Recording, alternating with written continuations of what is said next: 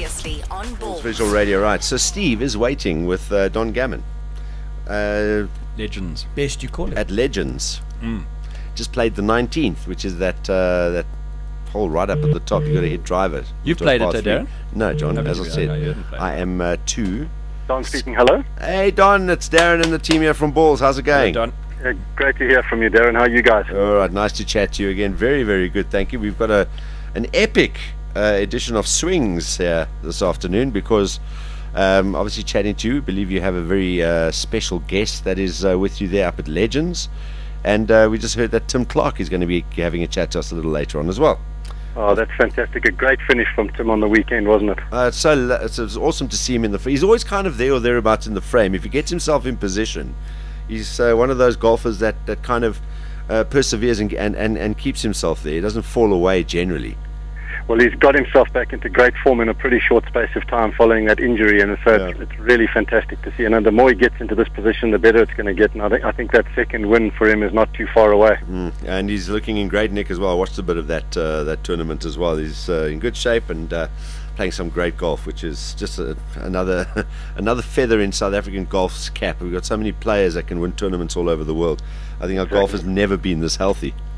Never been this good, and all the right guys are running into form again. I think everybody's been spurred on by Ernie's unbelievable win, and there's just lots to look forward to from here to the end of the year, and hopefully a lot of them will be ready to come out and maybe participate in the Nedbank Challenge and get to see them all live again. I still reckon that there should be another tournament like the Nedbank, but only South African golfers. I think a top 12, the Nedbank format, but for South Africa's top 12 golfers each year would be an unbelievable event that would attract massive crowds. 100%. I mean, we'd just be spoiled for choice as well. We've got at least 15 guys that are really performing at a high level on the world tour. So I think it's a great concept. Maybe someone should run with that. Well, I even think, and I'm taking nothing away with it, but the Nedbank at times you've had, you get your players and 3 or 4 of them. You go, would you rather watch these guys? You spend the money bringing them out here and stuff like it. Would you rather watch them, or would you watch your 12 South Africans who want to come here and win this tournament? It becomes the big South African tournament for them. And also, it incentivizes all your other golfers to get into the top 12 in the world to be able to play in this massive event. I wouldn't even mind to see a tournament like the Nedbank becoming an all South African event. Well, I think we've got the strength to make it a success. I think you definitely make a good point there. We definitely get the hunger from the guys locally to do it. I think for so long now the event has really revolved around the performances of Ernie and Retief anyway. So, so hopefully it won't be too long until we get a Charles Schwartzel or Louis breaking through and winning there as well. Yeah, absolutely. Well, fantastic times. And so tell us what's been going on at Legends today. What's going on up there?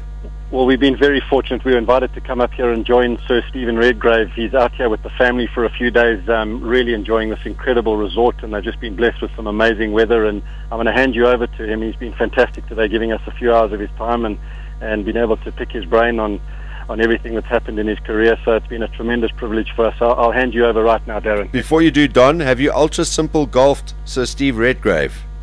Well, we're looking good, but he's going to get back to me in 6 months. If we ruined him, then we're in trouble. So I think he's right now.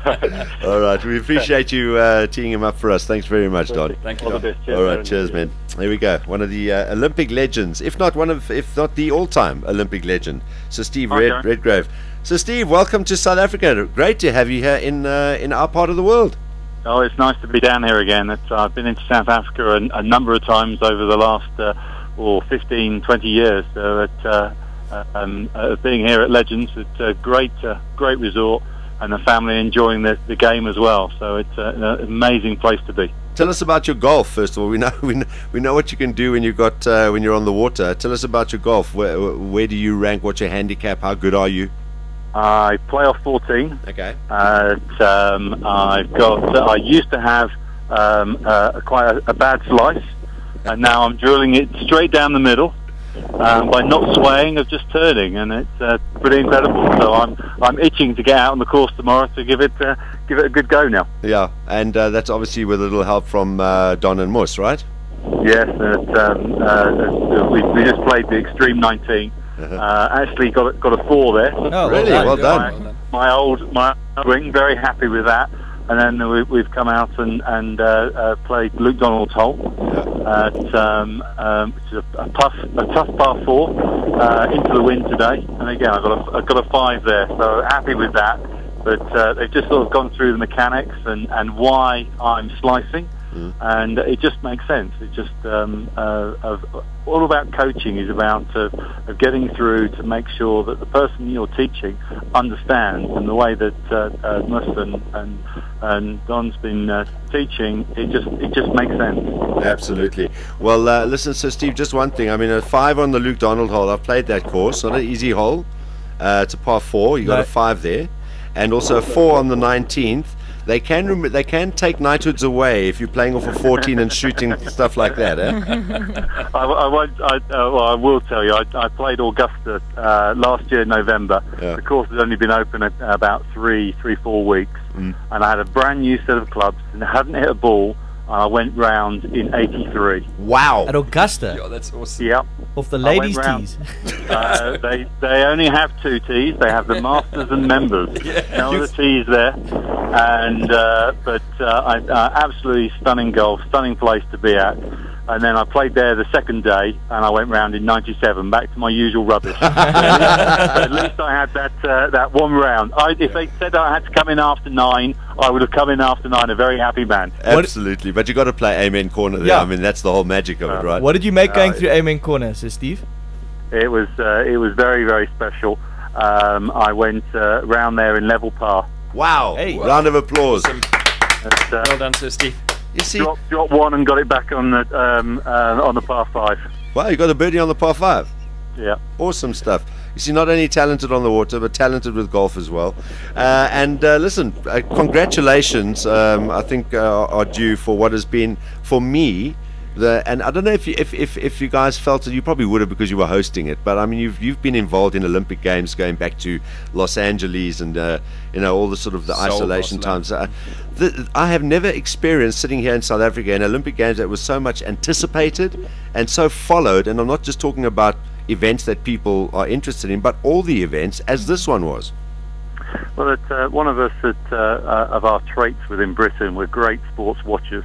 Sometimes not always the best at doing it, but we love watching sport. So when I retired in 2000 after Sydney, I got involved in the bid process, and one of the things that we always talked about, it was going to be an athletes-driven game. So past athletes putting their comments in of how it's going to be. I'm going to be rather biased because I was heavily involved in it. I thought it was absolutely fantastic, and Seb and Locog did a fantastic job with the games, and from that point of view, and then for the British team to perform so well as well, with full crowds almost at every venue. It's normally Olympics. Even the athletics at the morning sessions where there's no finals, you'll be lucky to get the stadium half full. It was at capacity every day. Very, very special to be part of it. So your comments mean even more to me, because at home we think that it was pretty special, but to hear that from you and from South Africa makes it even more special. Yeah, I mean, and I mean, just you could, this is the Twitter games as well. Really, you could follow the Olympics on Twitter, and just the people that were tweeting and saying different things about it. It was amazing how many people were following it, not only here in South Africa and all the events, but around the world as well. And you mentioned Team GB. I remember watching at the last Olympic Games, and especially watching Sky, and just how much how Team Great Britain, basically, I think it's probably been an 8-year process. Got their house in order, started setting targets and saying, right, this is how we're going to support our athletes to be successful. This success of Team GB this year, you can probably put down to what was started 8 years ago. Am I right in saying that? I think you'll probably go further back from that. Is that when we went to the Atlanta Games in '96, we only won 1 gold medal, and that was really the start of the turning point. Before that, I think at the 4 previous games to that, we won 5 gold medals, and that sort of seemed to be acceptable. But 1 wasn't acceptable, and there was a lot of infrastructure, a lot of more finance coming into sport. But yeah, as soon as you get awarded the games, the 7 years build-up is that makes a big lateral jump on it. But the basis was put there already, so. You're right, that the 8-7 years build up to it is extremely important, and every games gets at, because we did so badly at the games sort of 3 before. That really made the changes, and it takes that long length of time. Is that it's a great thing to sort of put more money in. It's how you spend the money from that point of view. You just can't throw money at it, because it's not going to make that much difference.